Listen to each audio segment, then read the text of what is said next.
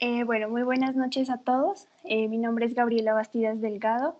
Soy miembro activo de IMIC UCC Pasto y actualmente estoy cursando octavo semestre. Entonces el tema que les quise traer hoy es mecanismos de insuficiencia respiratoria. Quisimos pues empezar con este tema, el módulo, porque es muy importante que sepamos antes de ver las patologías, saber cómo funciona, cómo ocurren estos mecanismos en las diferentes patologías. Entonces, vamos a empezar con este tema súper importante. Bueno, entonces, el contenido, pues básicamente vamos a tratar conceptos básicos de anatomía del sistema respiratorio, también algunos conceptos básicos y muy importantes de la fisiología del sistema respiratorio.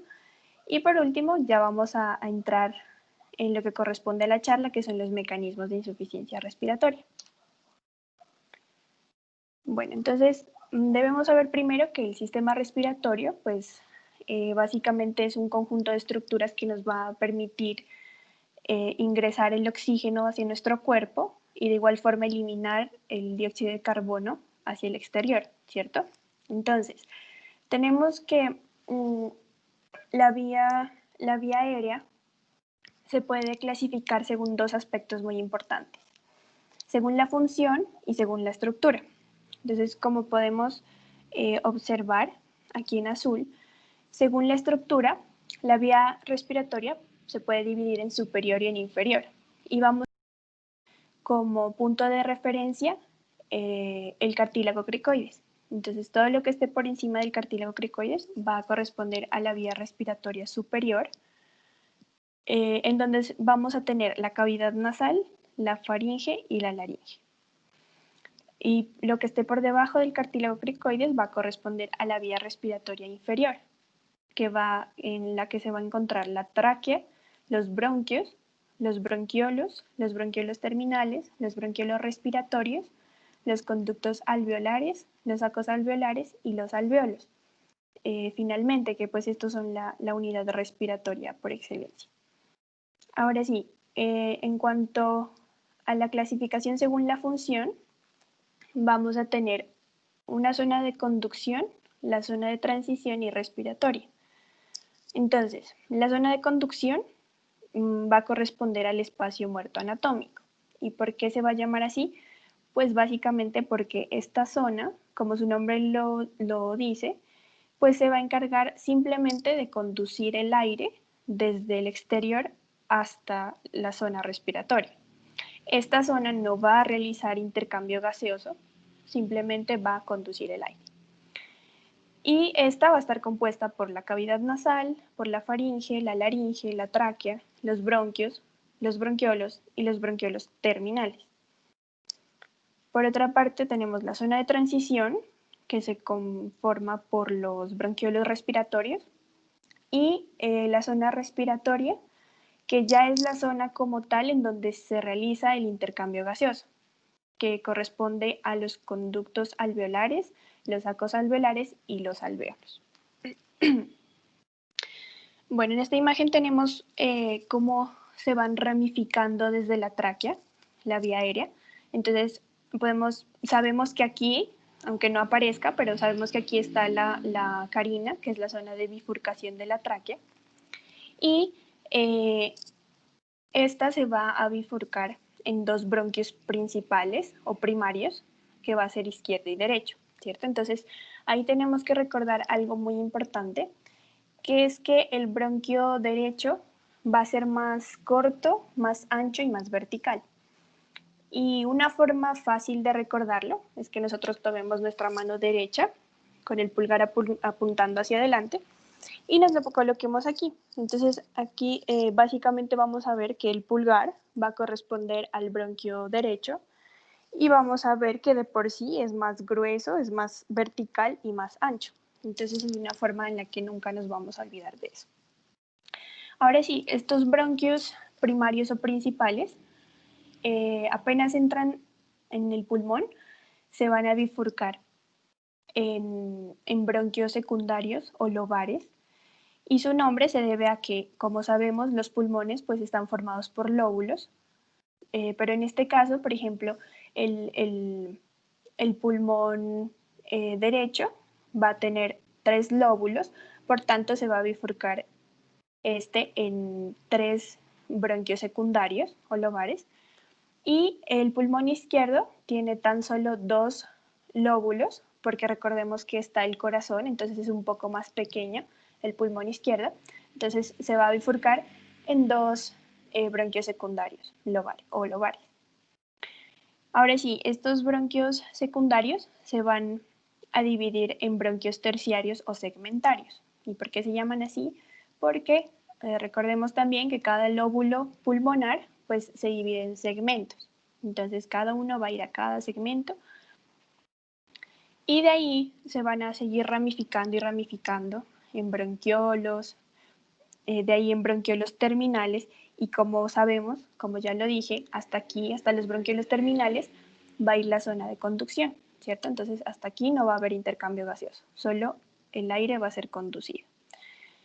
Y de ahí ya tenemos la zona de transición que corresponde a los bronquiolos respiratorios, y continuamos ya con la zona respiratoria que corresponde a los conductos alveolares, los sacos alveolares y finalmente los alvéolos, que es donde ya se realiza el intercambio gaseoso.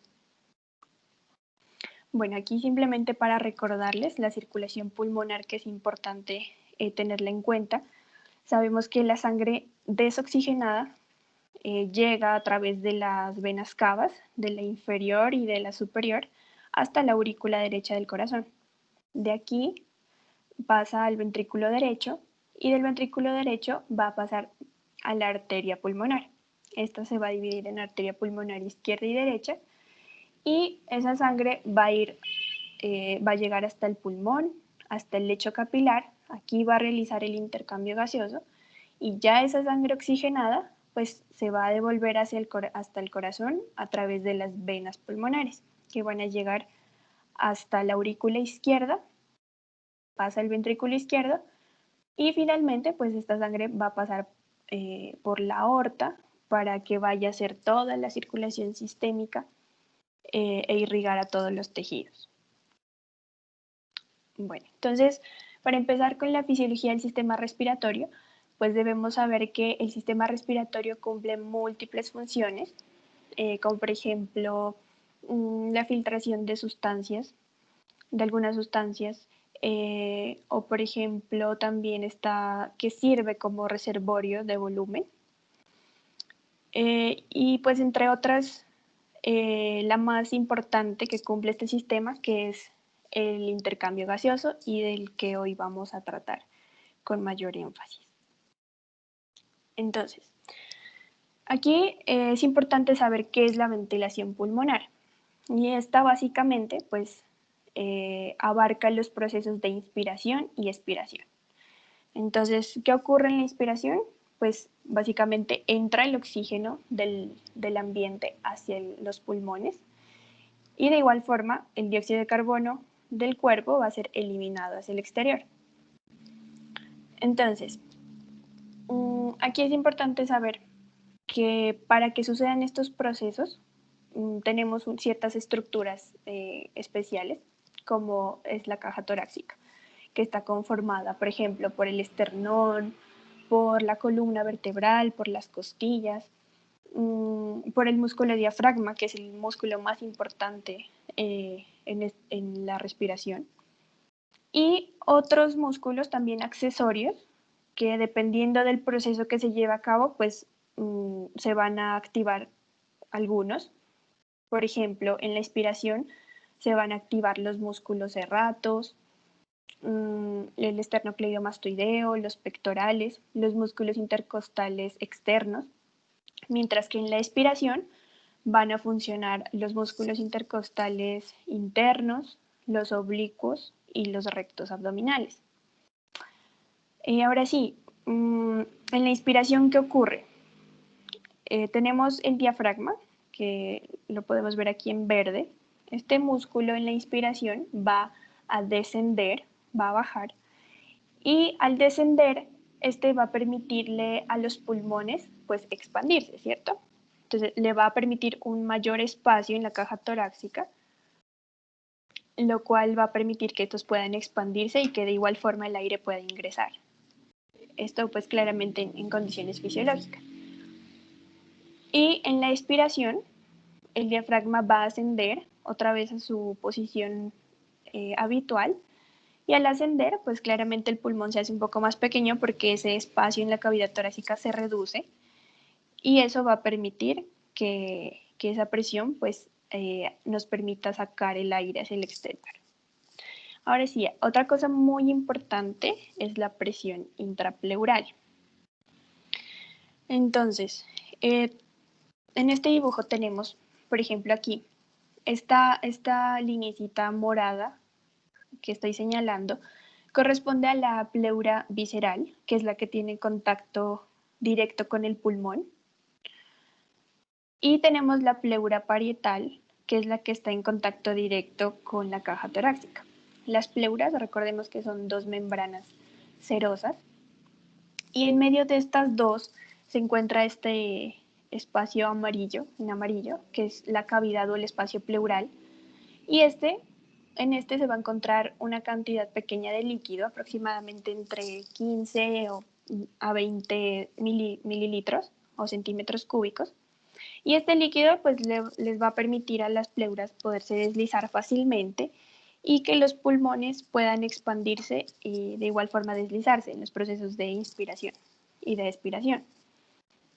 Entonces, ¿qué ocurre? Aquí existe una presión intrapleural que de forma basal es de menos 5 centímetros de agua, es negativa. Pero ¿qué ocurre? En la inspiración se vuelve más negativa, corresponde a menos 7 centímetros de agua. ¿Y por qué? Porque es importante esta presión. Porque resulta que esta presión lo que hace es permitir que estas dos pleuras se mantengan juntas, no que estén pegadas, obviamente porque no podría expandirse el pulmón, pero sí que estén muy juntas. Y el que estén muy juntas les va a permitir que en el momento en que el diafragma descienda en la inspiración, pues el diafragma va como a, digámoslo así, a jalar la pleura parietal, y al estar juntas, pues la pleura parietal también va a jalar a la visceral, ¿cierto? Entonces, al jalar estas dos pleuras, pues obviamente esto también va a contribuir a que el pulmón pueda expandirse en el proceso de inspiración. Bueno, este es otro concepto súper importante que tenemos que tener en cuenta, que es la presión atmosférica a nivel del mar, que es de 760 milímetros de mercurio. ¿Qué es la presión atmosférica? Pues básicamente es la fuerza que ejerce la atmósfera sobre el mar, ¿cierto? Entonces esta va a variar dependiendo del lugar en donde la persona se encuentre y de la altura de este lugar. Entonces, en esta imagen podemos observar, por ejemplo, acá es a 0 metros, o sea, a nivel del mar, y podemos observar que toda esta columna de aire es la presión que ejerce la atmósfera, ¿cierto? Entonces es bastante grande. Ahora sí, si una persona que está acá se va, digamos, a Pasto, acá, que se encuentra a 2.550, 2.600 metros sobre el nivel del mar aproximadamente, pues vamos a ver que esta columna de aire se hace más pequeña, ¿cierto? Entonces, por tanto, a mayor altura, pues la presión va a ser menor, ¿cierto? Entonces, para entenderlo mejor, hagamos de cuenta que tenemos nuestra mano acá arriba y que con nuestra mano queremos empujar toda esa columna de aire hasta el piso. Entonces, obviamente, para empujar toda esta columna de aire, nosotros tenemos que ejercer muchísima más presión que la que tendríamos que aplicar si nos vamos acá a Pasto, ¿cierto? Porque esa columna es mucho más pequeña. Entonces tendríamos que aplicar menos presión. Entonces lo mismo ocurre con la presión atmosférica. Ahora sí, es importante que sepamos este concepto, la fracción inspirada de oxígeno, o llamada FiO2. Entonces, esta pues básicamente es como la porción de oxígeno que nosotros inspiramos, ¿cierto? Cuando tomamos aire y estamos en el ambiente. Entonces, Recordemos que el aire no solo está compuesto por oxígeno, sino también por otros gases, como por ejemplo el nitrógeno, que de hecho es el que se encuentra en mayor porcentaje, se encuentra en un 79%, o por ejemplo también dióxido de carbono, que se encuentra en un 0,04%. También hay otros gases como el helio, por ejemplo, pero pues estos están en una cantidad muy, muy pequeña. Y pues el oxígeno básicamente corresponde a un 21%. Entonces nosotros vamos a inspirar 21% al ambiente. Y es importante saber esto que tenemos acá. Esta FiO2 va a ser la misma sin importar la altura, es decir, va a haber 21% de oxígeno aquí a 0 metros sobre el nivel del mar, va a haber 21% de oxígeno acá en Pasto a 2.600 metros o acá en el Everest a 8.800 metros sobre el nivel del mar. Entonces, la FiO2 nunca va a cambiar. Lo que va a cambiar pues es la presión atmosférica o barométrica, como ya lo dije. Y pues básicamente ese 21% va a ser el que nosotros, como lo dije, vamos a inspirar ambiente. Bueno, la presión parcial de un gas. Entonces, Dalton en su ley estableció que la presión inspirada de un gas cualquiera, un gas X, va a ser igual a la presión barométrica o atmosférica por la fracción inspirada de ese gas. Entonces aquí, como para entender mejor, puse el ejemplo de a nivel del mar, ¿cierto? Entonces a nivel del mar dijimos que la altura es de 0 metros. La presión barométrica es de 760 milímetros de mercurio y la fracción inspirada de oxígeno, vamos a tomar el oxígeno de ejemplo, va a ser de 21%, que lo vamos a tomar como 0,21 para aplicarlo en la fórmula. Entonces ya aplicando la fórmula nos va a dar este resultado, 159,6 milímetros de mercurio. Aproximémoslo a 160. Entonces estos 160 milímetros de mercurio van a corresponder a la presión parcial de oxígeno a nivel del mar, pero en el ambiente, ¿cierto? En el ambiente. Ahora sí, esos 160 milímetros de mercurio, cuando nosotros ya inspiramos el aire, recordemos que tenemos esa zona de conducción que no realiza intercambio gaseoso, que conduce el aire, pero esta tiene también otras funciones y entre estas está, por ejemplo, calentar y humidificar el aire.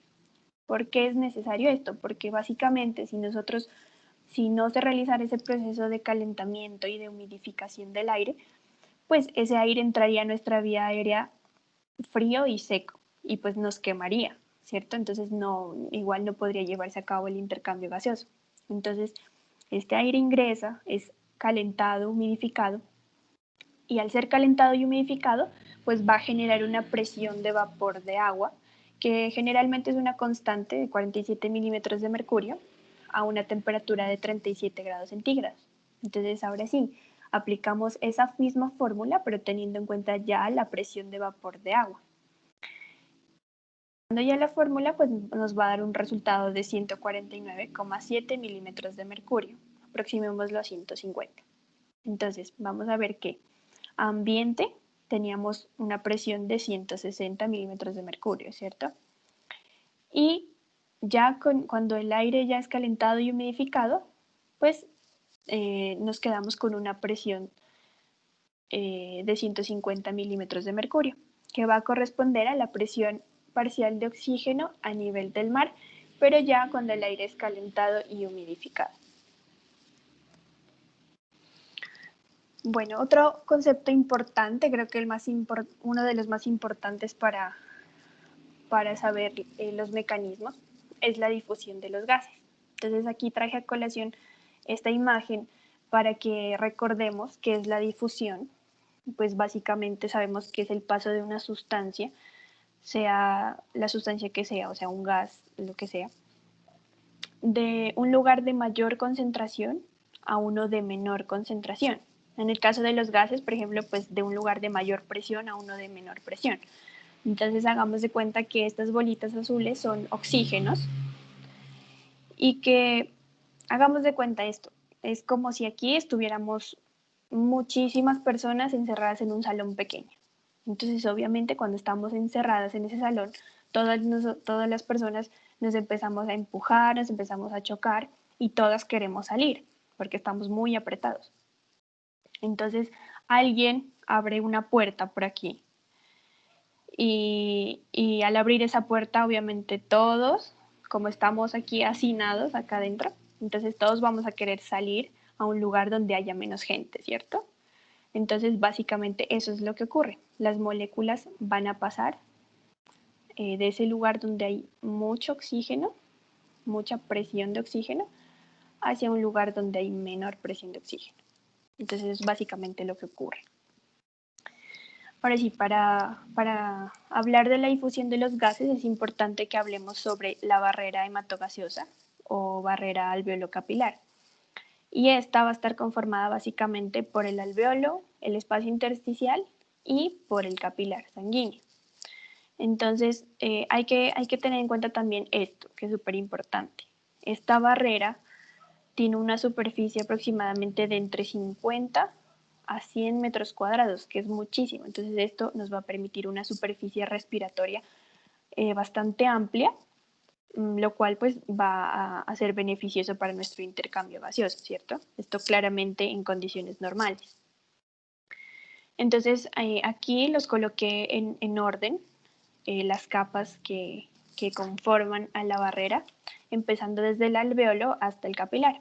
Entonces, empecemos. Aquí está el alveolo, ¿cierto? Está aquí adentro hay aire. Esta capa morada es la capa de surfactante. ¿Y qué es el surfactante? Pues es un líquido que es producido por los neumocitos tipo 2 que se encuentran en el epitelio alveolar.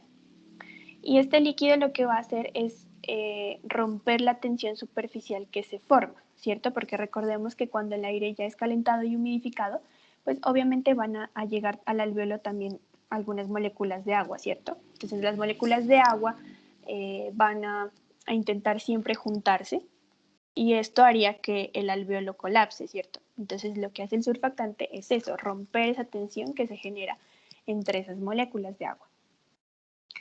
Ahora sí, esta rosadita corresponde al epitelio alveolar, que está conformado en un 90% aproximadamente por neumocitos tipo 1. Tenemos esta negrita de aquí, que es la membrana basal epitelial. Este espacio de aquí, que es el espacio intersticial, que se encuentra entre el alveolo y el capilar. Ya entrando al capilar como tal, esta sería su membrana basal capilar. Y este amarillo de aquí sería el endotelio capilar. Entonces, todas estas capas tienen que pasar los gases, el oxígeno y el dióxido de carbono, para que se pueda realizar el intercambio gaseoso. Ahora sí, bien, ya entrando a la difusión como tal, pues sabemos que desde la arteria pulmonar va a entrar sangre desoxigenada, ¿cierto? Y entonces esta sangre va a venir con ciertas presiones, tanto de oxígeno como de dióxido de carbono. Entonces, esta sangre desoxigenada, por ejemplo, va a venir con una presión de oxígeno de 40 milímetros de mercurio y con una presión de dióxido de carbono de 45 milímetros de mercurio. Ahora bien, miremos acá dentro en el alveolo. Las puse acá las presiones. La presión alveolar de oxígeno va a ser de 100 milímetros de mercurio y la de dióxido de carbono va a ser de 40 milímetros de mercurio.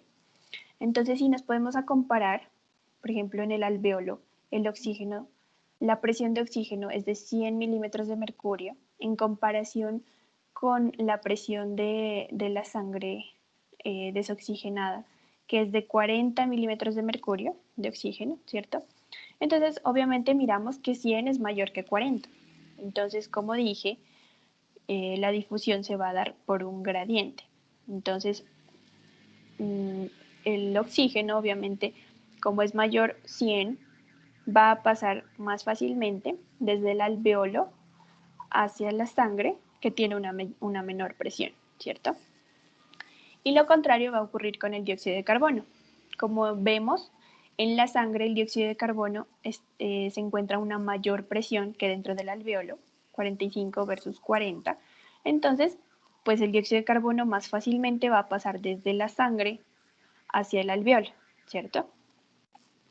Ahora sí, nos preguntaremos por qué pues tan grande esta diferencia, ¿cierto? En la presión del oxígeno. Acá en el alveolo es 100, acá 40, mientras que las presiones de CO2 no son tan, no, la diferencia no es tanta, ¿cierto? De 45 a 40 no es mucho.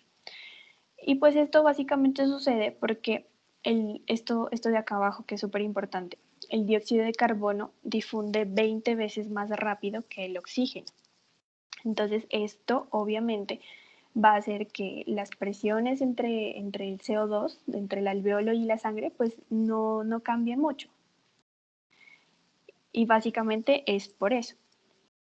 Ahora sí, una vez que sucede el intercambio gaseoso, pues esa sangre ya oxigenada se va a ir con otras presiones, ¿cierto? Entonces, esta sangre ya oxigenada va a tener una presión de oxígeno de 97 milímetros de mercurio y una presión de dióxido de carbono de 40 milímetros de mercurio.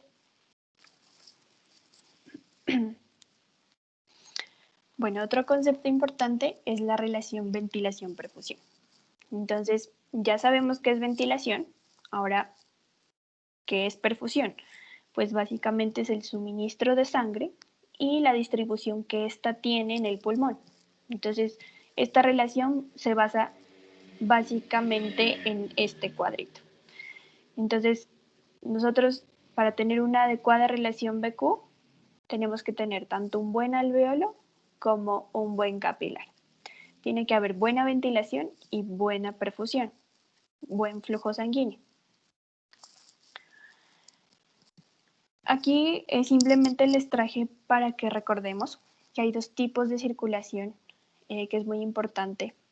Está la circulación sistémica, que es una circulación de alta presión pero de bajo flujo, y tenemos la circulación pulmonar, que es una circulación de baja presión pero de alto flujo. Entonces cada una tiene sus características propias. Por ejemplo, la sistémica está conformada por la arteria aorta y por arterias bronquiales. La pulmonar, en cambio, por la arteria pulmonar y sus ramas. La circulación sistémica lleva sangre oxigenada, mientras que la pulmonar sangre desoxigenada. La circulación sistémica, su función esencial es nutrir, es decir, llevar el oxígeno a los tejidos, mientras que la circulación pulmonar no va a nutrir, sino que esta, como tal, va a permitir el intercambio gaseoso, o también llamada hematosis. Y la circulación sistémica pues va a tener una alta presión y la circulación pulmonar va a tener una baja presión y va a tener una alta capacitancia, es decir, que va a poder soportar grandes volúmenes de sangre. Y entonces esta la puse en otro color porque básicamente esta es en la que nos vamos a centrar hoy. Bueno, para hablar también de la relación BQ, pues es importante que sepamos también las zonas de West pulmonares. Entonces, partamos de la zona 3, ¿cierto? Mejor dicho, partamos de esto. Tenemos un alveolo, esta burbujita de aquí, y un capilar, que es este, ¿cierto? Entonces tenemos aquí la sangre arterial y la sangre venosa. Listo. Entonces, empecemos por la zona 3, que es la base pulmonar. Como podemos observar aquí, tenemos la arteria pulmonar, ¿cierto? Entonces, por cercanía, digámoslo así, por distancia, la base se encuentra pues más cerca de la arteria pulmonar, ¿cierto? Entonces, claramente, pues el flujo sanguíneo va a pasar mucho más fácil a esta zona por la cercanía. Y podemos observar que a medida que la distancia aumenta, pues el flujo disminuye, ¿cierto? Incluso hasta acá la zona 1 que ya no hay flujo. Entonces, ¿qué ocurre en la zona 3? En la zona 3, el flujo sanguíneo va a ser constante. ¿Por qué? Porque la presión del capilar va a ser mucho mayor que la del alveolo. Entonces, como podemos ver aquí, este capilar así como abombadito, es como si el capilar estuviera haciendo presión así sobre sus paredes. Nunca la presión del alveolo va a vencer la presión capilar. Entonces, esto va a permitir que el flujo sanguíneo sea continuo, ¿cierto? Ahora sí, vamos a la zona 2. En la zona 2, por el contrario, vamos a tener un flujo sanguíneo que va a ser intermitente, no va a ser continuo. Entonces, ¿por qué es intermitente? Porque recordemos que cuando el ventrículo hace sístole, pues obviamente eyecta la sangre con una presión, con una fuerza, y esa sangre va a llegar con esa presión y con esa fuerza hasta acá, hasta el capilar, ¿cierto? Entonces ese capilar va a ser capaz de vencer la presión que genera el alveolo. Por tanto, la sangre va a pasar. Pero ¿qué ocurre? En diástole, la presión venosa va a disminuir. Entonces, al disminuir, pues obviamente la presión del alveolo le va a ganar. Entonces, el alveolo va a ejercer mayor presión y por tanto el capilar se va a volver un poquito más estrecho, por tanto el flujo va a disminuir. No es que no vaya a pasar flujo, sino que pues va a disminuir. Entonces, eso es lo que ocurre y eso es lo que hace que el flujo sea intermitente. Entonces, en sístole el vaso se abre, en diástole se cierra un poquito. En sístole pasa sangre, en diástole pasa menos sangre. Y ahora sí tenemos la zona 1, que en esta sí no, o sea, la presión alveolar va a ser muchísimo mayor que la presión del capilar, tanto arterial como venosa. Entonces, aquí sí no va a pasar ni poquito flujo, sino que no va a pasar nada de flujo. Entonces, el alveolo genera tanta presión que colapsa el vaso y no pasa la sangre. Entonces, obviamente, pues esta zona va a ser una zona patológica, que en condiciones normales generalmente corresponde al espacio muerto fisiológico. Esto se llama el espacio muerto fisiológico y que en condiciones normales corresponde al espacio muerto anatómico. Entonces, esta zona obviamente no quiere decir que esta zona 1 la vamos a tener nosotros normalmente en los ápices pulmonares, porque cabe resaltar que estas zonas solo son teóricas, sino que es importante que tengamos en cuenta que esta zona se puede dar en patologías, como por ejemplo el tromboembolismo pulmonar, en donde un trombo, por ejemplo, llega aquí y obstruye el flujo, entonces deja de haber flujo. Y por más que el alveolo, mejor dicho, haya buena ventilación, pues obviamente no, el vaso se va a encontrar colapsado. Ahora sí, siempre nos enseñan que, generalmente pues nos enseñan que hay 3 zonas de West, pero existe una cuarta zona que es la zona intersticial. Entonces esta zona, básicamente lo que va a ocurrir es que el flujo sanguíneo va a disminuir porque va a haber un estrechamiento de los vasos extraalveolares cuando el intersticio pulmonar se encuentra ocupado por lo que sea. Entonces aquí traje un ejemplo, el edema pulmonar. Vamos a suponer que lo blanco es el intersticio pulmonar y que hay líquido, ¿cierto? Porque recordemos que en el edema pulmonar hay líquido tanto en el intersticio como en los alveolos. Entonces ese líquido empieza a generar presión sobre el vaso, como podemos observar ahí, y eso va a conllevar, pues obviamente, a que el flujo sanguíneo se reduzca. Bueno, esto es algo súper importante, que es la regulación de la respiración, que va a estar dada por 3 controles. Va a estar el control local, el control periférico y el control central. Entonces vamos a hablar de cada uno de ellos. En cuanto al control local, este va a estar dado por los receptores de la mucosa de la vía aérea, por ejemplo, en la cavidad nasal, que se van a estimular por ejemplo, sustancias irritantes o por polvo, polen, ese tipo de sustancias. Receptores de distensión que se van a encontrar en los bronquios y bronquiolos, los receptores dolorosos pleurales y las vías colinérgicas y adrenérgicas. Y aquí es muy importante saber que respecto a estas vías, pues sabemos que están dadas por el sistema nervioso autónomo, ¿cierto? Y que este va a estar dividido en simpático y en parasimpático, y cada uno va a generar pues diferentes efectos. Entonces tenemos que saber que Bueno, en el sistema simpático va a trabajar con un neurotransmisor que es la adrenalina, por eso se llaman vías adrenérgicas, y el parasimpático va a trabajar con un neurotransmisor que se llama acetilcolina, por eso son vías colinérgicas.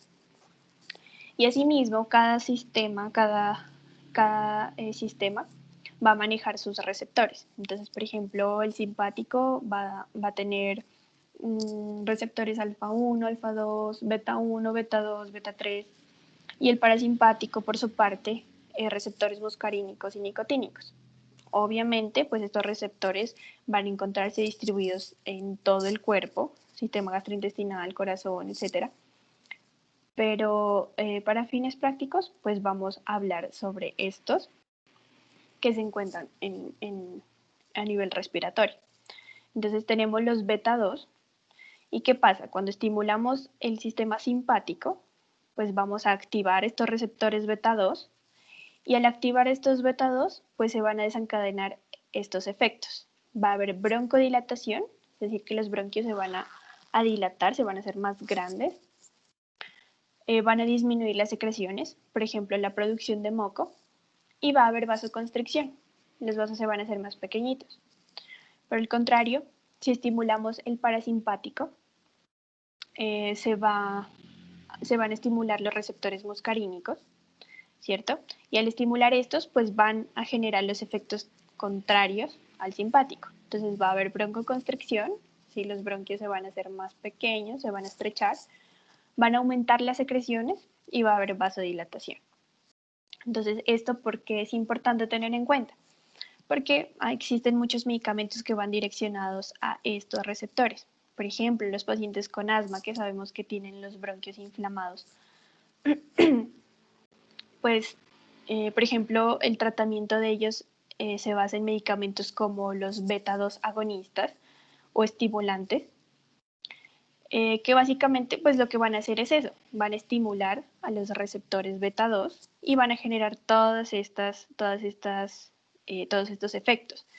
Entonces, un paciente con asma que tiene los bronquios inflamados, que están estrechos, al estimular estos receptores, pues va a causar broncodilatación. Entonces, obviamente estos pacientes van a abrir sus bronquios, van a poder respirar mejor, el aire va a poder ingresar más fácilmente y estos pacientes van a mejorar, ¿cierto? Y por este lado tenemos medicamentos como los anticolinérgicos, antimuscarínicos, por ejemplo el bromuro de ipratopio. Entonces estos medicamentos lo que hacen no es estimular estos receptores muscarínicos, sino que los van a inhibir. Entonces al inhibirlos, obviamente no van a generar estos tres efectos, sino que van a generar igualmente estos efectos de acá. Entonces es importante tener en cuenta esas cosas. Ahora sí, en cuanto al control periférico, este va a estar dado por quimiorreceptores aórticos y carotídeos. Entonces, estos quimiorreceptores van a responder a variaciones de pH, de CO2 y de oxígeno, pero sobre todo de pH y de dióxido de carbono. Entonces, ¿qué ocurre? Aquí en la imagen podemos observar estas bolitas moradas corresponden a los cuerpos aórticos que se encuentran en el callado aórtico, y estos de aquí, los cuerpos carotídeos, que se encuentran en la bifurcación de la carótida común, ¿cierto? Entonces, estos cuerpos son un conjunto de células que van a ser sensibles a los cambios en las concentraciones de estos elementos, ¿sí? De pH, de CO2 y de oxígeno. Entonces, estos, según lo que detecten, van a enviar impulsos nerviosos a través del vago y del glosofaringio hasta el tallo cerebral. Entonces van a llegar hasta el centro respiratorio que se encuentra en el puente y en el bulbo raquídeo. Y este centro respiratorio se va a encargar de, según la señal que le llegue, pues de enviar los respectivos impulsos hasta los músculos respiratorios. Entonces le va a decir, respire más rápido, respire más lento, respire más profundo, respire más superficial, ¿sí? Entonces aquí vamos a tener en cuenta esto, que es súper importante. Como sabemos, el CO2 representa acidez, ¿cierto? CO2 ácido. Entonces, ¿qué pasa? Si disminuye el CO2, va a disminuir la acidez, ¿cierto? Entonces, si disminuye la acidez, obviamente se va a volver más alcalino, ¿cierto? Por tanto, el pH va a aumentar. Por el contrario, si el CO2 aumenta, se va a volver más ácido el medio, ¿cierto? Entonces, al aumentar la acidez, pues el pH se vuelve más ácido, valga la redundancia, y va a ser menor. Entonces, estos cambios de pH y de CO2 son los que estos cuerpos van a detectar y por los cuales pues, se van a enviar los impulsos hacia el centro respiratorio y se va a desencadenar la respuesta necesaria para cada paciente. Y tenemos el control central, que va a estar dado por los centros bulboprotuberenciales y por la corteza cerebral. Entonces, estos centros bulboprotuberenciales son tres. Encontramos el grupo respiratorio pontino, el grupo respiratorio dorsal y el grupo respiratorio ventral. Entonces, en cuanto al grupo respiratorio pontino, como su nombre lo dice, este se encuentra ubicado en el puente del tallo cerebral y está conformado por dos centros, el centro neumotáxico que está aquí y el centro apnéustico que está aquí. Entonces, estos básicamente se van a encargar de controlar la inspiración, ¿cierto? Pues obviamente todo lo que se haga sobre la inspiración va a terminar afectando a la expiración, pero estos pues se encargan en sí de la inspiración, entonces se van a encargar tanto de la velocidad como de la profundidad de la respiración. Por acá tenemos el grupo respiratorio dorsal y el ventral, que ya se encuentran en el bulbo raquídeo. Y pues el grupo respiratorio dorsal se va a encargar básicamente del patrón respiratorio normal, ¿cierto? Entonces, el grupo respiratorio ventral, este se va a mantener inactivo y solo se va a activar cuando nosotros lo necesitemos, por ejemplo, cuando necesitemos incrementar la ventilación, por ejemplo, cuando hacemos ejercicio. Entonces, al hacer ejercicio, el grupo dorsal lo va a activar al grupo ventral y estos dos van a enviar señales a los músculos respiratorios para que empiecen a incrementar la ventilación. Entonces, así funcionan estos centros.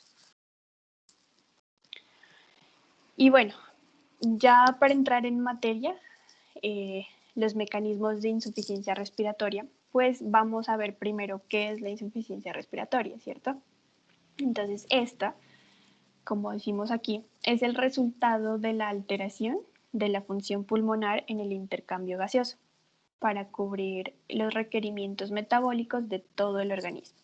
Entonces, esto básicamente se va a traducir en que va a haber una disminución de oxígeno en la sangre, con una presión arterial de oxígeno menor a 60 milímetros de mercurio.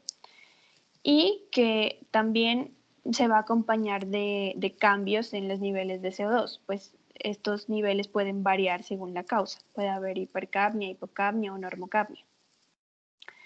Y en cuanto a esto, o sea, esta disminución de oxígeno en sangre la vamos a llamar hipoxemia. Entonces, muchas veces nosotros confundimos los términos de hipoxemia con hipoxia, pensamos que es lo mismo, pero son totalmente diferentes. ¿Por qué? Porque la hipoxemia es esto, es disminución de la cantidad de oxígeno en sangre, ¿cierto?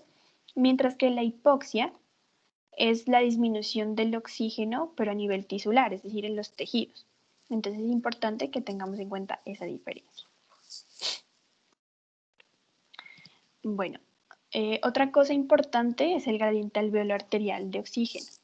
Este pues es un indicador de la eficacia del intercambio gaseoso pulmonar y va a permitir valorar la desigualdad que se dé en la ventilación-perfusión.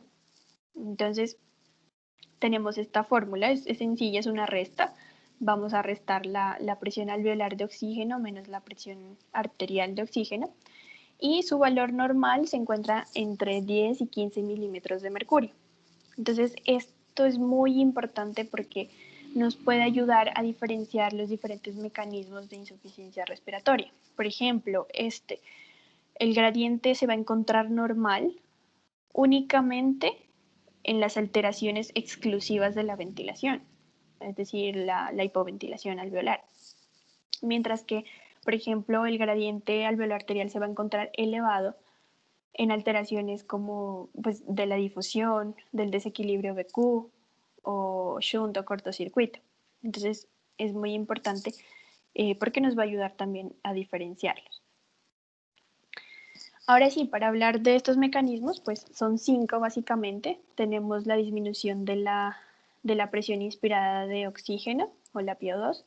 Tenemos la hipoventilación alveolar, el desequilibrio BQ, el shunt o cortocircuito y la alteración de la difusión pulmonar. Entonces vamos por el primero. Primero es la disminución de la presión inspirada de oxígeno. Entonces vamos a entenderlo con estos ejemplos que puse acá. Debemos aclarar primero que este mecanismo fisiopatológico es poco frecuente de insuficiencia respiratoria, pero es importante que lo tengamos en cuenta. Entonces, por ejemplo, en las grandes alturas, los alpinistas, por ejemplo, lo que va a ocurrir, como vimos al principio, si la altura es entre más altura, menor presión barométrica, entonces a grandes alturas la presión barométrica va a disminuir. Si esta disminuye, pues la presión de oxígeno de aire también va a disminuir. Si esta disminuye, de igual forma disminuirá la presión alveolar de oxígeno.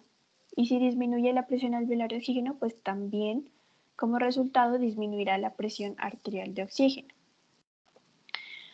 Y esto pues se va a traducir en una hipoxemia. Ahora sí, por este lado, la intoxicación por gases tóxicos. Aquí tomé como ejemplo el monóxido de carbono. Entonces, ¿qué pasa? El monóxido de carbono es aproximadamente entre 200 y 250 veces más afín con la hemoglobina que el oxígeno con la hemoglobina.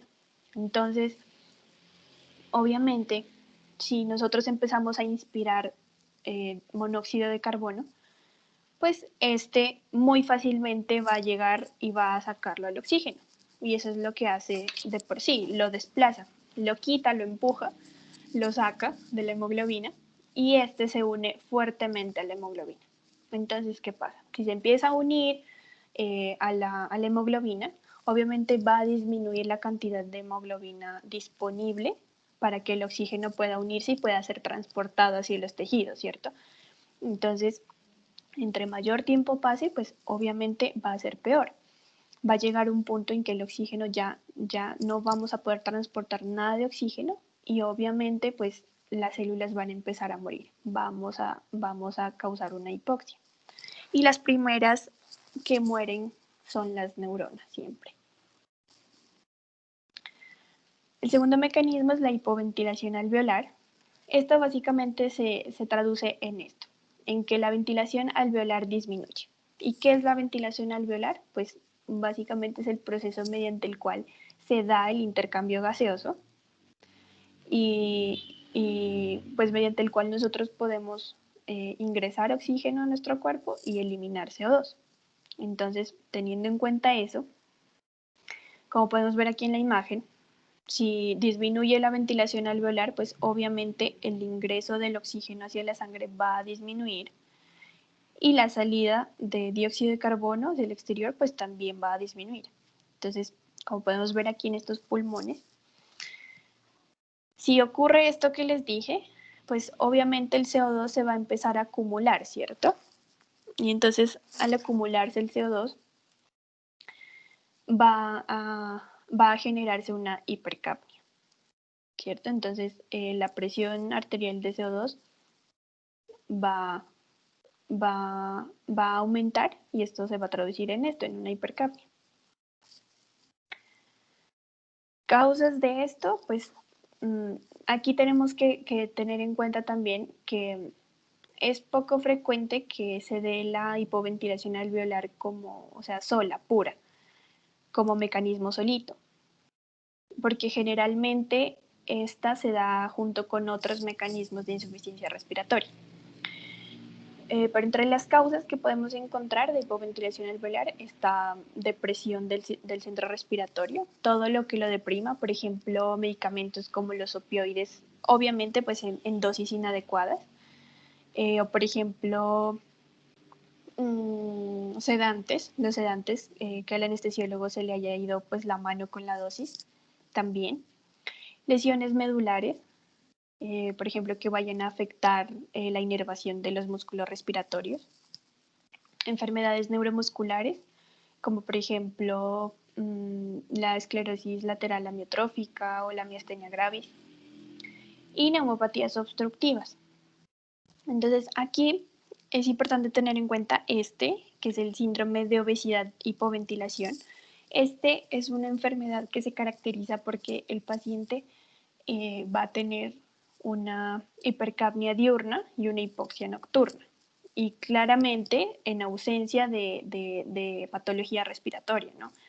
O de patología neuromuscular. Entonces va a presentar esto y además estos pacientes generalmente cursan también con apnea obstructiva del sueño. Entonces esto también les va a generar hipoventilación alveolar.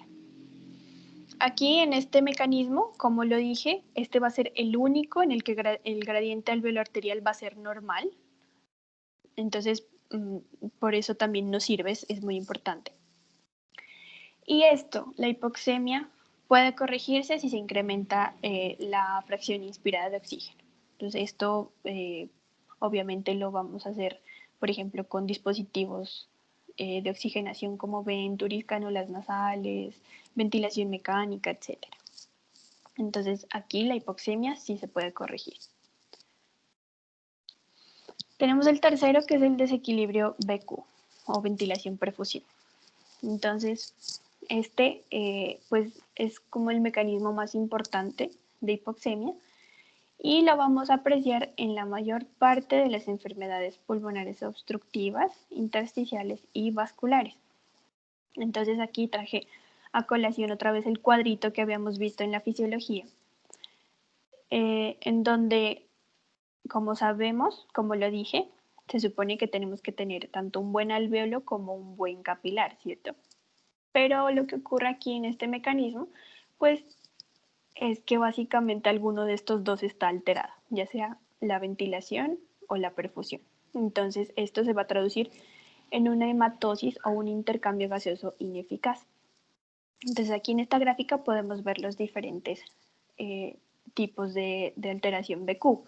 Entonces aquí en el A, este es el normal, podemos observar que hay una adecuada ventilación y una adecuada perfusión. No hay obstrucciones ni en la vía aérea ni en el vaso, todo está perfecto. Entonces aquí hay un intercambio gaseoso normal, adecuado. Acá en la B podemos observar aquí estas medias lunas rojitas que van a representar que hay una obstrucción en la vía aérea, ¿cierto? Entonces, al estar obstruida, pues obviamente el paso de aire va a ser menor, va a pasar menos aire y perdón, y la ventilación, el intercambio gaseoso pues va a disminuir. Aquí en la C podemos observar que todo el alveolo está rojo, es decir, que está obstruido, está ocupado por algo, por ejemplo, no sé, líquido, pus, moco, sangre o líquido, por ejemplo, en el edema, va a estar ocupado totalmente el alveolo. Entonces, ¿qué pasa? Vamos a tener flujo sanguíneo, sí, pero como el alveolo no hay ventilación alveolar, no llega el aire, está obstruido, entonces obviamente pues por más flujo que haya no va a haber intercambio gaseoso. Y esto es lo que conocemos como el shunt o el cortocircuito, que pues lo vamos a ver como alteración por aparte. Y tenemos el D, que no hay nada de flujo, pero sí hay ventilación. Si ustedes pueden ver aquí, no hay nada de obstrucción en la vía aérea, hay buena ventilación, pero aquí lo que falla es la perfusión. El vaso sanguíneo no funciona, entonces no hay con quién intercambiar, por tanto no hay intercambio gaseoso. Y podemos ver aquí en las imágenes, por ejemplo, el que les acabé de decir, lo podemos ver en el caso del tromboembolismo pulmonar. Entonces podemos ver, sabemos que en el tromboembolismo pulmonar un trombo llega a un vaso sanguíneo y obstruye por completo el el flujo sanguíneo. Entonces, básicamente eso es lo que ocurre. Aquí, por ejemplo, digamos que un trombo llegó, entonces aquí ya no hay flujo. Puede haber ventilación, pero ya no hay con quién intercambiar. Aquí tenemos este ejemplo del asma. Pues aquí cabe resaltar que el asma, pues sí, es una enfermedad pulmonar obstructiva, pero es muy difícil que el asma genere como tal insuficiencia respiratoria, al menos que fuera una crisis muy severa de asma, pero generalmente esta enfermedad no causa insuficiencia respiratoria. Sin embargo, pues lo traje a colación para fines prácticos. Entonces aquí podemos observar, sabemos que en el asma los bronquios se encuentran inflamados. Por ejemplo, aquí podemos ver en la imagen, está súper estrecha la vía aérea. Entonces, esto se traduce en esta imagen que habíamos explicado. Entonces, estas medialunitas corresponden a la obstrucción de la vía aérea. Por el flujo de aire obviamente va a ser mucho menor y va a ser menor el intercambio gaseoso. Aquí en este desequilibrio, en este mecanismo, inicialmente no se va a acompañar de hipercapnia. El gradiente alveolar arterial va a encontrarse elevado y este mecanismo también va a responder adecuadamente a la administración de oxígeno, que es importante. Como cuarto mecanismo tenemos el shunt o el cortocircuito. Entonces, básicamente consta en que la sangre va a ingresar al sistema arterial, pero sin haber pasado por áreas ventiladas del pulmón. Es decir, como les mostré en la imagen anterior, puede que haya sangre, adecuado flujo, pero pues la ventilación no va a ser la adecuada, no va a haber ventilación, entonces obviamente no va a haber intercambio gaseoso. Entonces tenemos dos tipos de shunt, que es el fisiológico y el patológico. El shunt fisiológico básicamente es cuando esa sangre, bueno, con lo que dije aquí, eso se traduce en que la sangre obviamente, como no hace intercambio gaseoso, entonces esa sangre va a seguir desoxigenada, ¿cierto? Va a llegar sin oxígeno. Entonces, esa sangre va a llegar, va a pasar de las arterias bronquiales y va a drenar en las venas pulmonares, ¿cierto? Y esa sangre desoxigenada de igual forma también va a venir de las venas coronarias y va a drenar en el ventrículo izquierdo a través de las venas de Tevesio. Entonces, esa sangre que viene de acá y de acá, como lo dije, pues no va a tener oxígeno, va a ser desoxigenada y eso se va a traducir en que la presión arterial de oxígeno pues obviamente va a disminuir porque esa sangre también se va a ir a la circulación sistémica. Entonces, sangre desoxigenada con oxigenada pues obviamente va a disminuir esa presión y va a conllevar a la hipoxemia como tal. El shunt patológico, puede estar causado por diferentes patologías como por ejemplo las cardiopatías congénitas, por ejemplo cuando ocurren las comunicaciones interventriculares que pasa sangre del corazón derecho al izquierdo, fístulas arteriovenosas pulmonares, también fístulas arterioarteriales pulmonares y tenemos aquí la telectasia y la consolidación. Entonces aquí en este mecanismo de insuficiencia respiratoria vamos a ver que puede haber o normocapnia o hipocapnia. Entonces, pues ustedes dirán, ¿por qué? Si se supone que no se puede hacer intercambio gaseoso, entonces se supone que el CO2 pues se está acumulando, ¿cierto? Entonces tendría que haber hipercapnia. Pero sucede que, como yo les había explicado en los controles de la respiración, sabemos que tenemos unos quimiorreceptores, ¿cierto? Y estos van a responder a las concentraciones de pH, de CO2 y de oxígeno.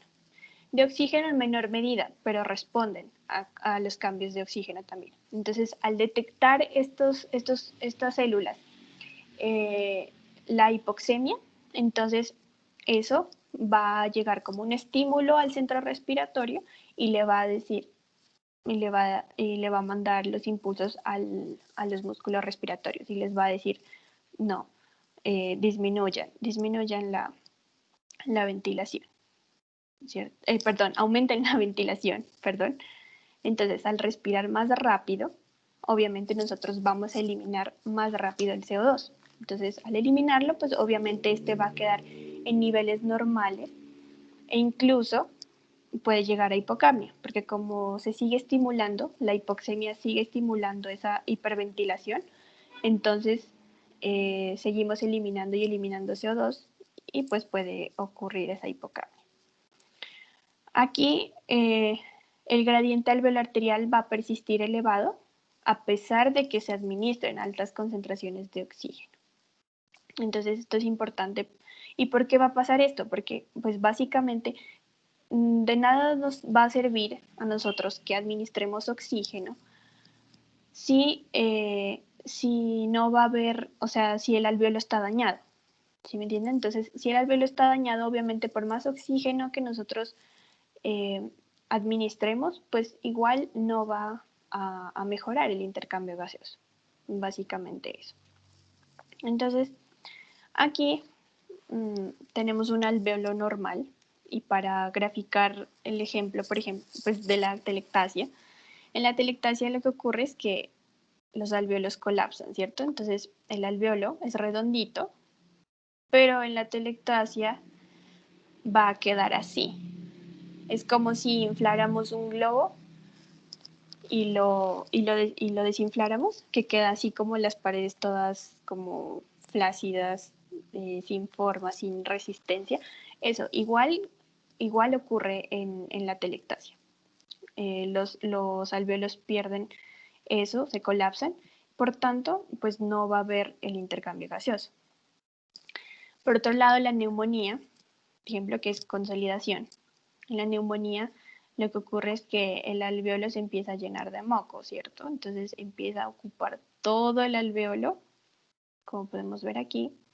Todo esto se llena de moco o de pus por la infección. Y pues al estar todo esto ocupado, obviamente pues la sangre no va a tener con quién intercambiar, ¿cierto? Entonces tampoco va a haber intercambio gaseoso. Bueno, y como quinto y último ya mecanismo de insuficiencia respiratoria tenemos la alteración de la difusión pulmonar. Entonces, cabe resaltar que este mecanismo pues también, o sea, comparte, mejor dicho, se da también con otros mecanismos de insuficiencia respiratoria. Y pues en este básicamente el movimiento de oxígeno desde el alveolo hacia el capilar pulmonar, pues se va a encontrar alterado. Entonces, esto se puede dar por enfermedades intersticiales, como por ejemplo la fibrosis pulmonar o la asbestosis o el edema pulmonar. Entonces, por ejemplo, aquí podemos observar en el edema pulmonar, como lo dije, se va a presentar líquido tanto en el intersticio como en los alveolos. Entonces, esto, al haber líquido, pues obviamente va a alterar la difusión de los gases. Por ejemplo, aquí en la asbestosis. La asbestosis, las personas que trabajan con el asbesto constantemente se encuentran inhalando las fibrillas, estas fibrillas de asbesto, ¿cierto? Entonces, al inhalarla, estas llegan hasta la vía respiratoria, como podemos ver acá, y estas fibras empiezan a incrustar en el epitelio alveolar. Se empiezan a incrustar, empiezan a lesionarlo, incluso llegan a atravesar hasta el intersticio, se llegan a incrustar el intersticio.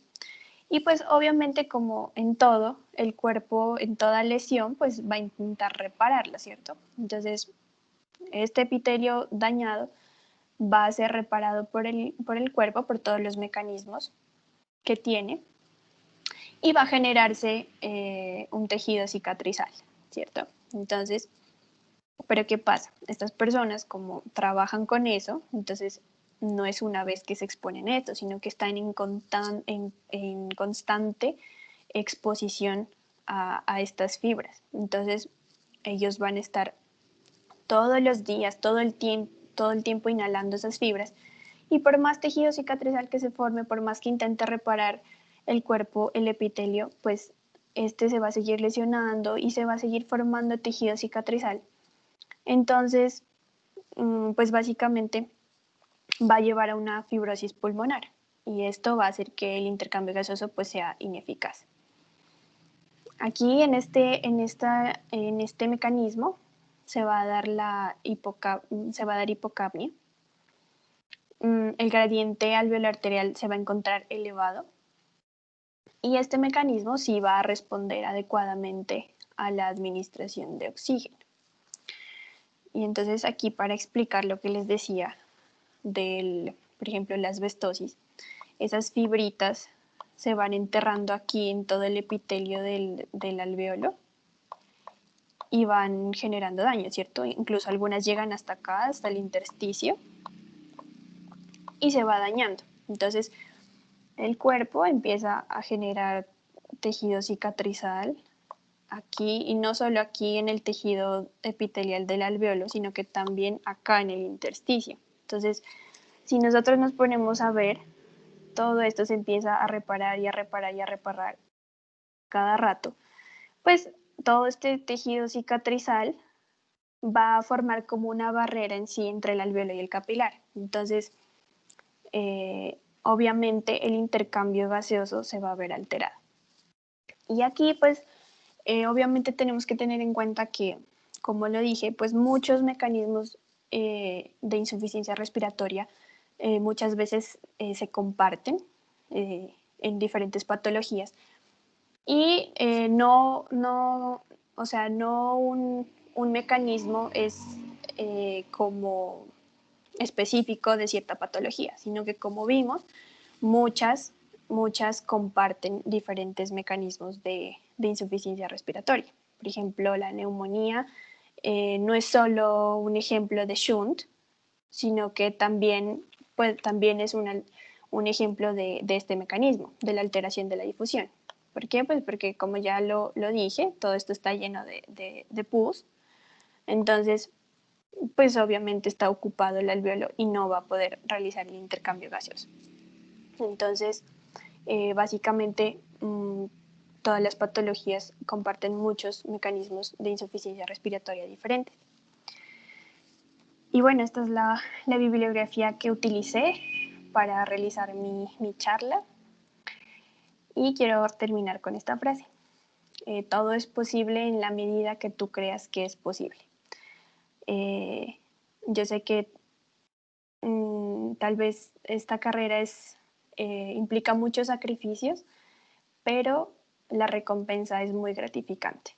Las recompensas son súper gratificantes y más cuando uno hace lo que ama. Entonces, los invito a amar esta hermosa carrera que es la medicina y espero que les haya gustado mucho mi charla. Muchas gracias.